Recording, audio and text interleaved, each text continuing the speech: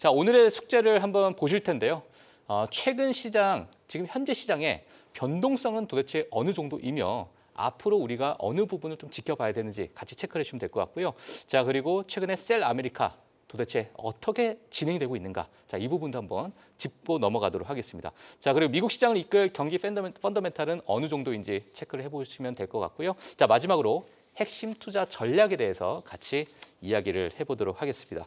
자, 오늘 이러한 숙제를 또 풀어주실 레그넘 투자자문 이충강 대표 모시고 이야기 이어가 보도록 하겠습니다. 안녕하세요. 네. 예. 매주 이렇게 나오셔서 앉아 계시면 마음이 좀 든든한데요. 네. 자, 오늘 바로 좀 들어가시죠. 자, 시장의 변동성은 지금 어느 정도가 되는지 좀 궁금한데요. 변동성이 예. 많이 체감하시기로도 많이 예, 예. 안정돼 가고 있죠. 예. 실제 수출 한번 보겠습니다. 우리가 보통 변동성 지표라고 하면 빅스 지표를 많이 보는데 네네. 사실 저는 빅스 지표 이렇게 비중 있게 안 보긴 합니다. 왜냐하면 빅스 지표라고 하는 것은 S&P 500의 종가를 가지고 그 높낮이를 그냥 그대로 계산을 해서 산출하는 지표거든요. 그러니까 상당히 후행적이죠. 대응하기가 정말 힘든 그렇죠. 지표라고 봐야 돼요. 대응할 의미가 없죠. 이거는 예. 지금 현재 굉장히 높아졌나 보다, 떨어졌나 보다 이 정도만 알 수 있는 것이고 예.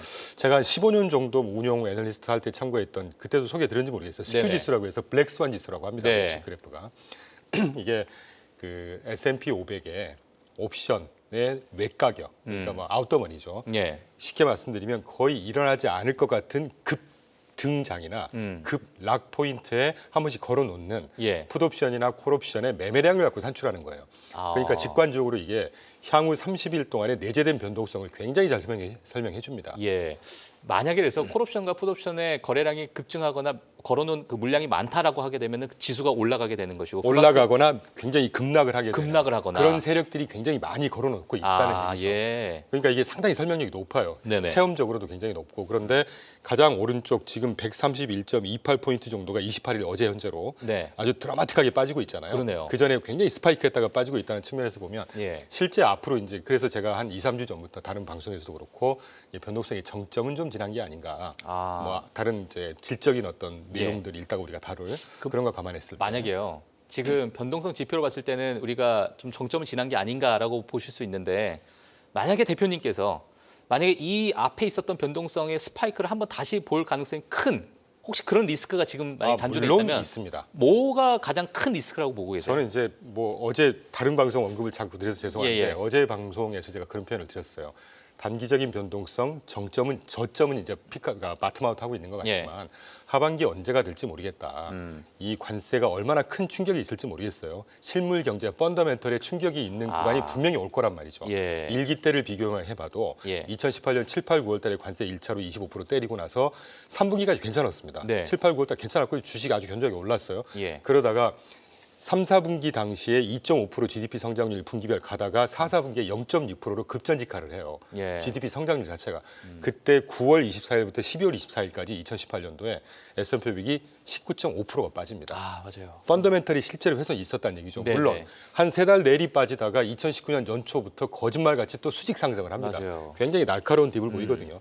그런 식의 어떤 딥이 한 번 더 있을 것 같아요. 제가 느낌에는.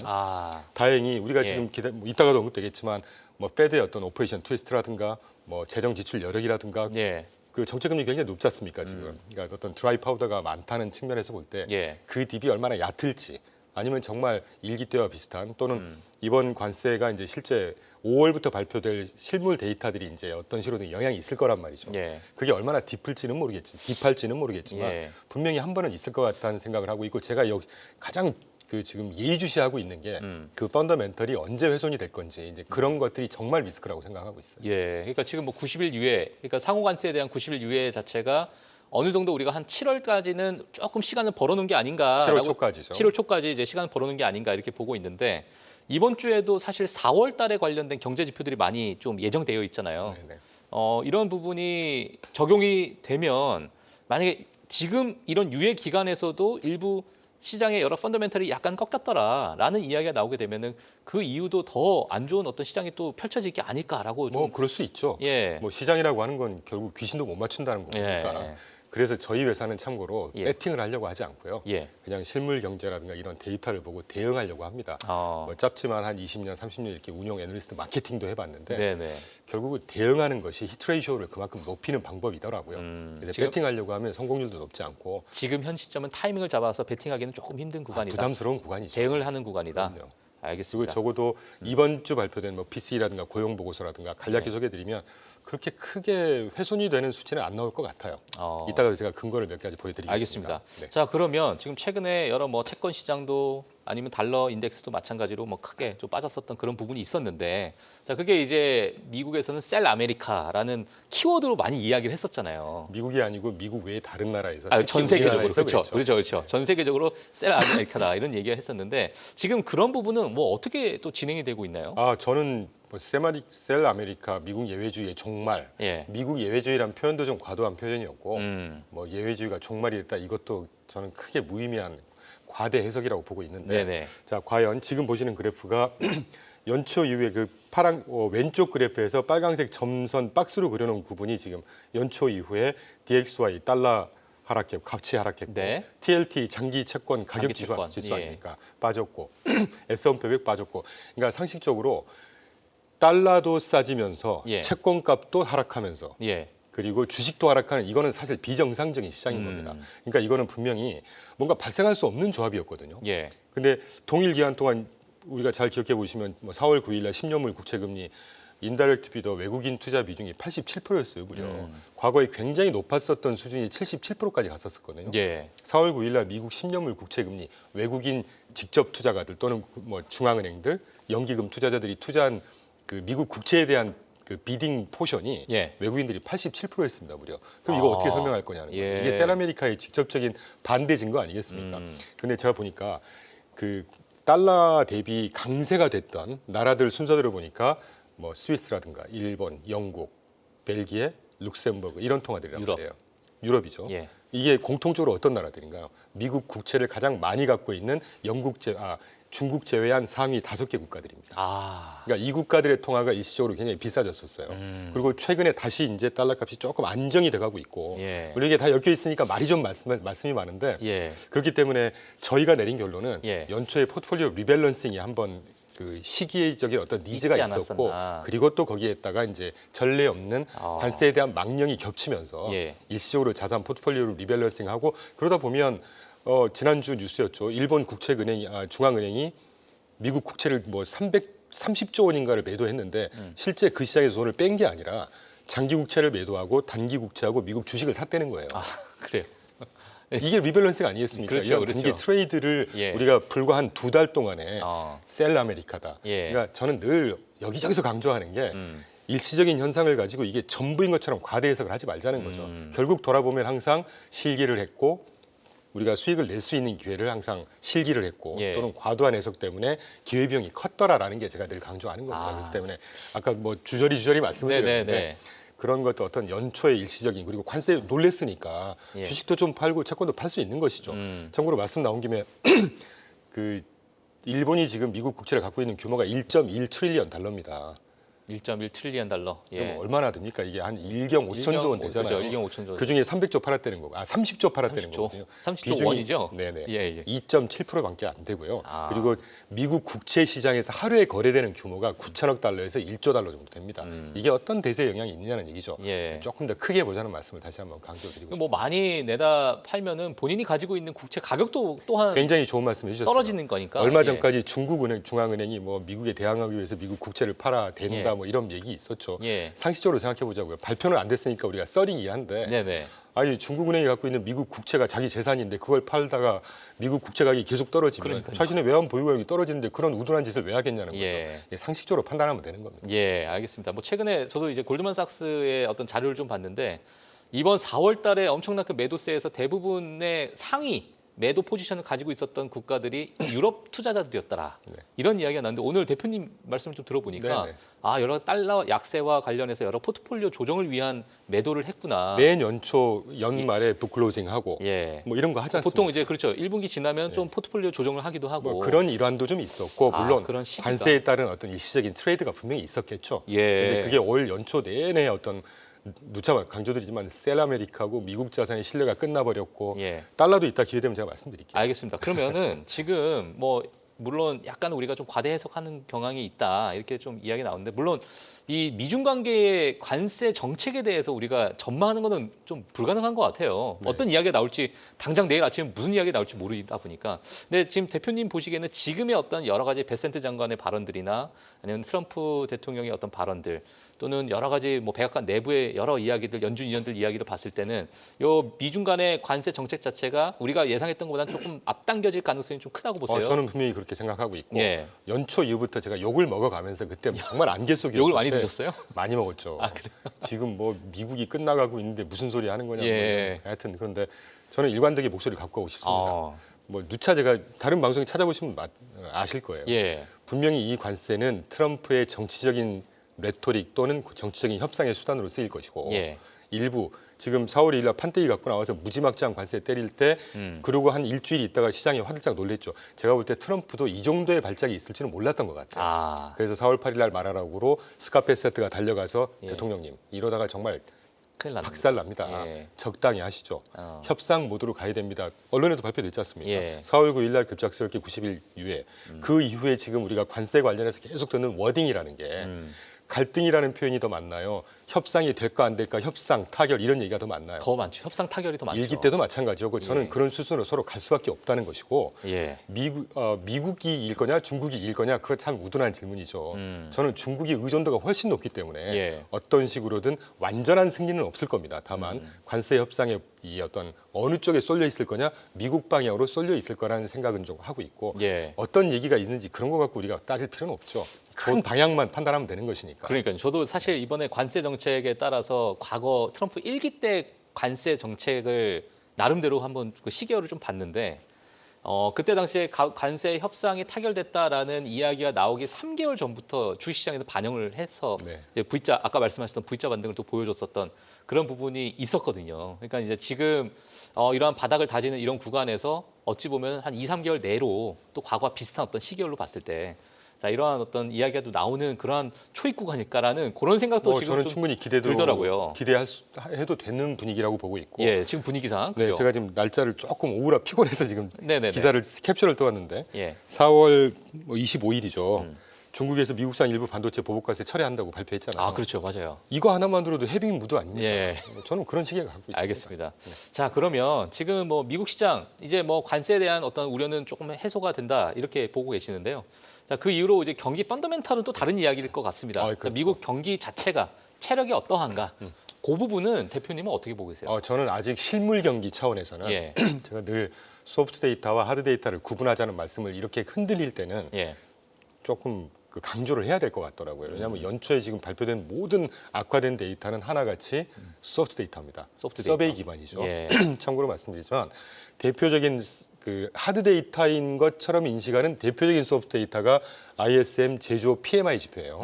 서비스 PMI 지표. 네. 일단 먼저 지난 2년, 23년, 24년 굉장히 경기 좋았죠. 경기 성장 굉장히 가팔랐습니다. 네. 그때 ISM PMI 제조업 PMI 지표가 50 미만에서 많이 떨어질 때는 40 초반까지 계속 머물러 있었어요. 네. 그거 어떻게 설명할 거냐는 거죠. 에도 불구하고 경기 안 꺾였고 주식시장 좋았고 예. 지금 제조업 지표 안 좋을 수 있죠. 근데 이 제조업 지표 그 PMI 지표를 산출하는 방법이라는 것이 구매 관리자들이 전화해서 뭐 더 살래 덜 살래가 아니라 전기 대비 지금 상황이 앞으로 좋아질 거 같니 나빠질 거 같니 same이니 이렇게 얘기합니다. 예. 영어로 better off, worse off, same이래요. 그러면 세 가지 하나 중에 대답을 하는데 이걸 가지고 스코링을 해서 수치를 산출한단 말이에요. 예. 이게 실물 경기를 얼마나 제대로 보여주겠습니까? 단기적으로 뭔가 관세 문제가 있고 전쟁이 나고 어떤 뭐 천재지변이 있고 그러면 우리나라도 대통령 선거하거나 정말 혼란스러울 때는 투자도 일단 딜레이 시키고 예. 이번 정부 지출도 딜레이 시키는데 예. 기업들이 구매 관리자라고 하는 분들이 부정적으로 대답을 하겠죠. 이런 편향이 굉장히 많더라는 것이죠. 예. 그래서 거기에 너무 화들짝 물론 짧은 경험이긴 하지만 과거에 보면 그런 일시적으로 안 좋아졌던 소프트 데이터가 실물 데이터로 전이되는 경우는 그렇게 낮더라고요. 그리고 지금 우리가 내내 얘기했던 관세 관련 어떤 헤빙 무드라든가 예. 지금 우리가 그 트럼프 말 한마디 가지고 시장이 뜨고 빠지는 거잖아요. 그렇죠. 앞으로 악화되는 멘트는 아마 안 나올 것 같아요, 저는. 예. 그리고 지금 이따가도 언급되겠지만 지금 뭐 지지율 어프로벌 레이시죠. 지지율 38%대까지 떨어져 있고 역대 최저라고 하지 않습니까? 예. 이런 거 신경 안 쓸 수가 없습니다. 2주 전에 플로리다에서 상원 의원 당선된 데 6구역에서 같은 섹터에서 트럼프가 30%포인트 차이로 압승을 했는데 예. 14%로 줄어서 당선이 됐어요. 이거 모냥 빠지는 거죠. 그리고 당일날 했던 위스콘신 대법원도 민주당 출신이 돼버렸고. 맞아요. 그리고 말씀 나온 김에 제가 한번 보여드리죠. 예. 죄송합니다. 이게 차트가 좀 많아서. 예, 좀 오늘 너무 많이 준비해 주셔가지고 다 우리 아니요, 근데 구도로는 다 전달돼요. 방송 다 해야 되는데 저거. 시타델이라고 하는 기가 막힌 헤지펀드 하우스가 있습니다. 제가 예, 홍콩 가서 몇 번 만나봤는데 네. 켄 그리핀이라고 하는 이분이 켄 그리핀. 예. 작년 대선 운동 때 이게 아주 열렬한 팬층이에요, 트럼프에. 예. 후원금을 자그마치 뭐 800억에서 한 1000억 정도를 냈다고 해요. 예. 아주 정말 극렬 서포터입니다. 예. 이분이 4월 24일 날 컨퍼런스에서 네. 트럼프의 관세 정책 이거 문제 있다. 나중에 큰 혼란이 있을 거다라고 본격적으로 비판을 하고 나섰습니다. 이런 것들만 보면 트럼프가 예. 이거 무시할 수 있을까요? 일단 지지율 내년 11월 3일 날 중간 선거 있는데 예. 상원 의원 3분의 1, 하원 의원 전부, 지방의 어떤 뭐 지방 판사 등등에서 3분의 2가 다 선거에 돌입합니다. 그렇죠. 이 질 계속했다가 내년 초부터 이제 선거 모드로 돌입할 텐데 예. 민심 위반이 돼버리면 공화당 끝나는 거예요. 끝난다기보다 이제 지겠죠. 예. 그러면 트럼프 대통령 식물 대통령 돼버리는 겁니다. 이거 문제 절대 무시할 수 없을 거예요. 그렇죠. 뭐 켄 그리핀도 마찬가지겠지만 뭐 빌 에크먼도 그렇고 여러 이제 트럼프를 지지했었던 많은 어떤 월가의 인사들이 이 관세 문제에 대해서는 정말 냉철하게 좀 이야기를 했었잖아요. 예, 이런 것들은 뭐 여전히 좀 압박이 될 것 같은데, 자 그러면 지금 여러 가지 어떤 정치적인 입지도 지금 곤란한 상황이다 보니까 뭐 어떻게 곤란한 상황일까요? 곤란하다는 해석은 저는 동의할 수 없습니다. 예, 예. 그러니까 겉으로 볼 때는 예. 트럼프가 강경했다가 한 발짝 물러섰으니까 우리나라에서 무슨 수세에 몰렸네 이런 네네. 그건 우리끼리의 표현이고요. 예. 제가 모방송에 그 말씀드렸지만 트럼프는 지금 이렇게 하나도 없는 거예요. 트럼프 입각 전에 보편 예. 실효관세 평균 2.2%였거든요. 지금 합의하겠다는 거는 10%까지 보편 관세를 끌어올리고 이걸 베이스 케이스로 가져가고 상호 보복관세 격으로 애드업했던 15에서 20% 갖고 협의하겠다는 겁니다. 베이스 케이스가 10%로 4배 올라가는 거예요. 네. 이거 정치 문제입니다. 관세. 정치적으로 트럼프 이런 거 하나도 없어요 지금. 그렇게 그렇게 생각을 해야죠. 예, 만약에 뭐 예를 들면은 지금 10%라는 것 자체가 뭐 소비자에게 어느 정도 실물 경제로 좀 다가올 것인가, 그래서 인플레이션을 어느 정도 야기시킬 것인가, 뭐 가격을 인상을 얼만큼 야할 것인가, 그거는 또 다른 문제죠. 또 다른 문제이기 때문에 네네. 뭐 그런 부분이 또 정치적으로 일부 좀 압박을 받을 수 있지 않을까? 압박을 받을 수 있겠지만 예. 저는 예. 나중에 좀 자세히 한번 다뤄보기로 하죠. 이게 예. 중요하니까. 예. 이 인플레이션 관련해서는 10% 보편 관세가 한 4배, 3.5배 올라가는 거 아닙니까? 그렇죠. 그럼에도 불구하고 미국 경제가 그 정도 버티지 못할 체질일까? AI 기술 개발. 예. 달러가 지금 99포인트, 98포인트지만 분명히 어느 정도 인상이 될 거예요, 다시. 예. 지금도 낮은 수준은 아니지만 예. 연초에 109포인트까지 갔다가 과도하게 비쌌던 것이 지금 평균 수준으로 떨어진 거거든요. 여기서 한 103, 104포인트까지 가더라도 관세 수입 관세 물가 상승 충분히 상쇄할 수 있는 수준이고 기술 발전 또 예. 수입 도매상들이 이거를 실제로 매대까지 전달을 해야 예. 소비자의 파켓에서 돈이 나가야 이게 물가에 전이가 되는 거잖아요. 거기서 흡수되는 거. 그래서 작년 12월 달에 그 캐피탈 그룹에서 당시에 24% 정도인가 보편 관세가 맥시멈 되더라도 연간 미국 CPI가 1% 정도 올라갈 거고 이런저런 1%요? 네, 예. 1% 연간 1%입니다. 연간, 예. 캐피탈 그룹에서 할 일 없이 그런 대충 계산 안 했을 거란 말이에요. 거기 예. 굉장히 큰 회사입니다. 예. 한 5천조 운영하는 회사거든요. 예. 그 회사가 근데 방금 제가 말씀드렸던 뭐 중국이 또 남아도는 물건 전 세계로 반덤핑할 거란 말이죠. 일기 때도 그랬고 그런저런 효과들을 보니까 연 네트로 0.6% 상승하는 효과가 있을 것 같다. 자, 그러면 이게 월별로 따지면 나누기 12하면 0.05란 말이에요. 예. 이게 미국 경제 얼마나 큰 대세가 있을까? 네, 크게 그건 나중에 한번 깊게 다뤄보시죠. 이게 중요한 알겠습니다. 문제니까. 예, 그 이제 여러 가지 경제 지표가 나오게 되면 또 대표님과 함께 그 부분에 대해서 한번 이야기를 한번 해보도록 하겠고요. 자, 이번 주 실적 발표 기업들도 너무나도 굵직한 기업들이 많이 있잖아요. 대표님 이거 어떻게 보시고 지금 앞서서는 대응을 하는 구간이다라고 말씀을 해주셨는데 우리 개인 투자자분들 입장에서는 지금 이 실적 발표나 가이던스를 보고 일부 투자 아이디어를 좀 얻고 싶어 하시는 분들도 많이 계실 것 같아요. 이번 주 대응 전략 어떻게 봐야 될 것 같습니다. 참고로 저희는 이 자리에서 말씀드리지만 예. 개별 종목을 플레이하는 하우스는 아닙니다. 네네. ETF로만 구성하는 하우스이긴 한데 예. 뭐 우리 주요 전략이면 빅테크라고 한번 볼까요? M7 빅테크 아니겠어요? 예. 지금 차트를 하나 보시죠. 두 가지가 좀 함축된 의미가 있는데 23년 2, 4분기 때부터 엔비디아 등등에서 배트맨이라고 했잖아요. 브로드컴까지 포함해서 분기별 EPS 성장률을 바차트로 제가 그려본 겁니다.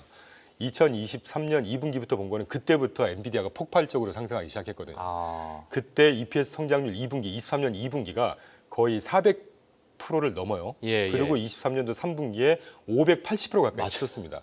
이게 지난 2년 동안의 폭발적인 성장을 설명한 거예요. 그리고 분기별로 갈수록 400%대로, 500%대로, 400%대로, 150%대로, 100% 지난 4분기에 72%대로 떨어졌어요. 그러면 어쨌건 이것도 높은 수준이긴 한데 과거 평균보다는 탄력적으로 낮아지고 있잖아요, 지금. 그러니까요. 그러니까 저 그래서 여담이지만 작년 말부터 제가 이 그래프를 쭉 보여주면서 빅테크에 쏠려 있는 이 컨덴스된 포트폴리오는 이제 좀 분산할 때가 됐다. 그때가 관세 나오기 전입니다. 그래서 하여튼 그런 말씀 드린 적이 있고. 그런데 구글이라든가 지금 구글하고 테슬라가 이번 1, 4분기 발표했죠. 반면에 제가 테슬라 말씀드릴 때마다 욕도 많이 먹고 저는 사실 긍정적이지 않거든요. 저는 그래서 아예 언급을 안 하거든요. 그러면 넘어가시죠. 근데 테슬라가 지난 1년 반 동안 EPS가 계속 마이너스 성장이었습니다. 그러다가 지난 4분기 때 플러스로 살짝 2.8% 플러스 되더니 이번에 지난주 발표됐죠. 마이너스 40%로 떨어져요. 그러니까 저희처럼 펀더멘털을 기준으로 대응하는 회사에서는 긍정적인 뷰를 가지고 있을 수 없다. 지금 여기까지는 좀 부정적이었고 특히 엔비디아 같은 회사라든가 아마존 이런 회사들을 보면 이렇게 낮아졌음에도 불구하고 EPS 성장률이 72%, 86%를 구가하고 있어요. 그리고 또 하나는 그 다음 페이지 한번 보시면 퍼나 ROE나 그로스 마진 아까 마진율 언급해 주셨잖아요. 엔비디아만 볼까요? 퍼가 지금 작년 말까지만 해도 45배, 50배였습니다. 55배, 54배였습니다. 이게 37배로 떨어졌어요. 많이 떨어졌어요. 반면에 ROE, 내가 자본금 투자해서 얼마나 돈을 버느냐, 그 비율이 무려 120%예요. 그리고 마진율 아까 개념살 100만 원짜리 개발했을 때 25 비용 빼고 75가 남는다는 거거든요. 무려 75%예요. 75%요. 그리고 또 하나 메타를 한번 보시죠. 메타 최근에 주가 괜찮지 않습니까? 좋았죠. 나쁘지 않았죠. 퍼가 22배고 ROE가 37%, 그로스 마진이 무려 82%입니다. 그러니까 그리고 이제 브로드컴 상당히 괜찮죠. 그로스 마진 76%. 중요한 거는 저는 그거라고 보여지는 게 뭐냐면 저렇게 높았던 마진율이 이제는 만약에 조금이라도 만약에 훼손이 되면 이게 시장에서는 이게 피크아웃이 아닌가라는 그런 우려가 나올 수 있다는 건데. 제가 아까 부정적인 거 설명을 그렇게 해서 드린 거예요. 그래서 분명히 단기적으로 많이 빠졌잖아요. 엔비디아 등등 많이 빠졌지 않습니까? 그러니까 기술적으로 어느 정도 대팀은 있을 거예요. 이건 썰의 영역이고 정고점 엔비디아 150불까지 갔었죠. 지금 한 90불대로 떨어졌다가 지금 한 110불 됐나요 지금? 110불 정도 됐을 겁니다. 글쎄요 모르겠어요. 저는 뭐 종목 전문가는 아니지만 120, 30불까지는 충분히 갈 수 있겠죠. 일부 반등을 볼 수 있다. ROE가 지금 벌써 그래도 너무 저렴하니까. 그럼요. 근데 이제 과거처럼 막 제왕으로 군림하는 이런 시기는 이제는 조금 저물지 않았을까, 저물어 가지 않을까. 그러니까 주가가 상승을 하겠지만 이 기울기 자체가 이제 감속을 하지 않을까. 그런 정도 느낌 갖고 있습니다. 알겠습니다. 자, 오늘 저 여러 가지 이야기를 또 이어가야 되는데 시간 관계상 여기서 마무리를 하도록 하겠습니다. 저희 또 이충강 대표님은 다음 주에 또 뵙도록 하겠고요. 자, 오늘 너무나도 감사한 인사이트 감사합니다. 감사합니다. 자, 오늘 저희가 준비한 내용은 여기까지입니다. 지금 실적 발표, 경제 지표 너무나도 중요한 뉴스들이 좀 예정되어 있기 때문에 저희 프리마켓 뉴욕과 함께 지속적으로 업데이트를 저희가 또 해드리도록 하겠습니다. 저희는 이제 내일 뵙도록 하겠고요. 오늘 여기서 마치도록 하겠습니다. 시청해주신 여러분 감사합니다.